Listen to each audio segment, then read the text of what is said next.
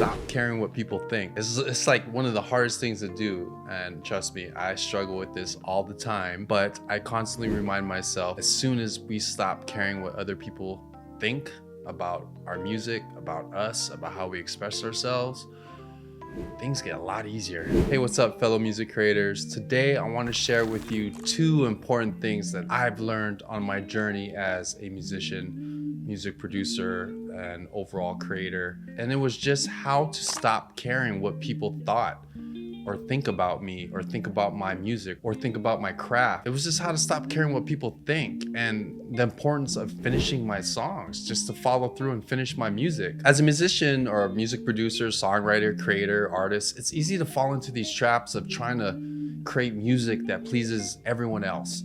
You're trying to make a song for this person, or sound like this person, or make this A&R guy happy. But this can limit our creativity and prevent us from expressing what uniquely only we can do. I found that when I just let go of the need of approval and focus on my musical vision, my musical journey, my music becomes more authentic and unique. Finishing my songs has also been a game changer for me. It's allowed me to practice and improve my skills and experiment with ideas that I never would have done before. I might have been too scared because I'm sticking to a certain game plan or sticking to a sound for a certain person. But when I just told myself that I'm just gonna go for 80%, and stop chasing perfection, because perfection doesn't exist, it changed everything for me. I experimented with more ideas, more sounds, different textures, just approaching music in a whole different way. And I actually gained more confidence in my abilities to finish songs, play songs, and be okay with different weird ideas. But I know it's not always easy to stay motivated and see a project all the way through to its completion. So here are some tips that I've learned along the way that helped me stop caring what people think and allowed me to finish my songs.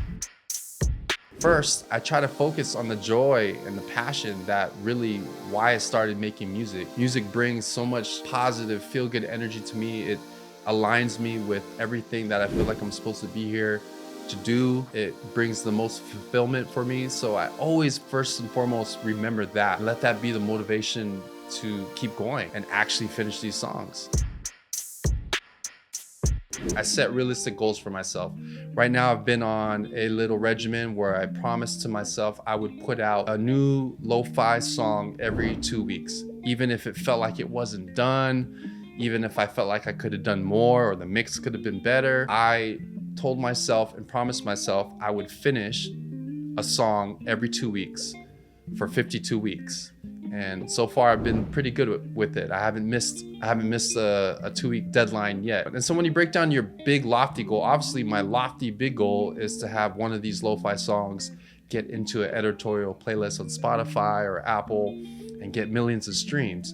But that's a big lofty goal. I have to break that down into smaller steps. And for me, the realistic goal was, hey, I'm just gonna do and finish a song every 2 weeks. And along the way, I'm gonna get a little better each time I do it.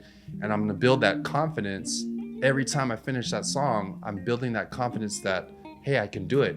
Even though it's not perfection, it's not perfect, I'm shooting for 80%. And it's still me, it's still my song. And a lot of the time, it comes out dope, it comes out good, Some of them, but some of them I love. Some of them are amazing.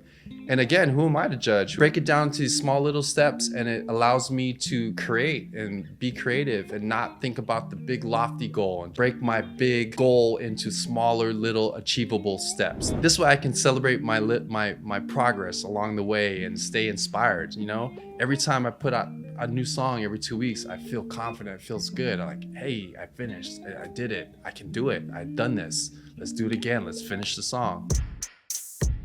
I surround myself with supportive people who encourage and uplift me, always around my beautiful wife and family. I don't really ask them for advice or feedback on songs anymore. It's not a good idea really to ask your friends or your family. They're either gonna lie to you or they don't want to hear it, they don't care. The true test of your music is the market, and it's 1,000 people that you don't know. 1,000 people who don't care about you, don't care about hurting your feelings, don't know who you are, don't know well, actually they got to know who you are, know your story to get into your music. But those are the people who are going to give you true feedback. And some of it hurts, but some of it And all of it is real, it's legit. That's the feedback you need. I embrace that. I embrace imperfection. I remember that making mistakes is a natural part of the learning process.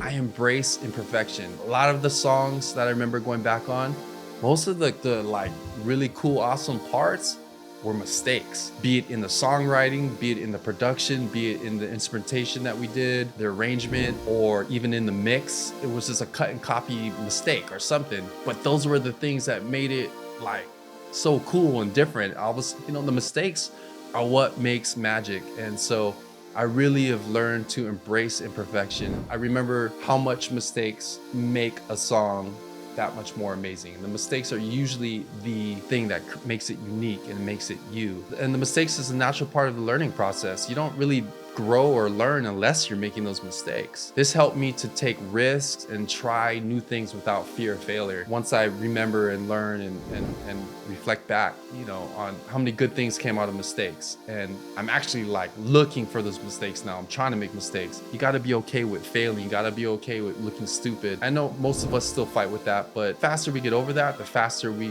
get to our amazingness. The faster we get to letting that goodness and all that positive energy and that good music coming in. Again, back to not caring what people think. I messed up, but you know what? I'm gonna mess up 80 more times to get that one amazing thing that you can't do, only I can do, but I have to let myself make those mistakes to do it. So try new things without fear of failure. That's where you're gonna get to the amazingness. Finishing these songs, finishing my songs, or finishing songs with other artists, it takes time and dedication, but it's all worth it. It's all worth it in the end, because each song you have to think about as like if you're building a wall. Each song is a brick in that wall. And how do you get to that great big wall of China, that greatness? It's just brick at a time. Same way you get to a Grammy, song at a time, riff at a time, progression at a time, mix at a time, learning all these little things along the way. And you can't go from 0 to 100 like that. There's levels to this, like Drake said. So you gotta just go brick at a time and just stack on the wins and get higher and higher, and be okay if you put this brick and that brick cracks. Be okay, understand why it cracked, move on to the next one, keep going. Every completed song, every completed project is a stepping stone towards your musical dreams. You just gotta remember that your music is a reflection of you, and it deserves to be heard. Don't let the 5 songs before that awesome one keep you from getting to that hit. Get the 5 doo-doo ones out of the way so you get to that one awesome one. Appreciate it so much. Thanks for listening. Thanks for watching, and I'll see you in the next video.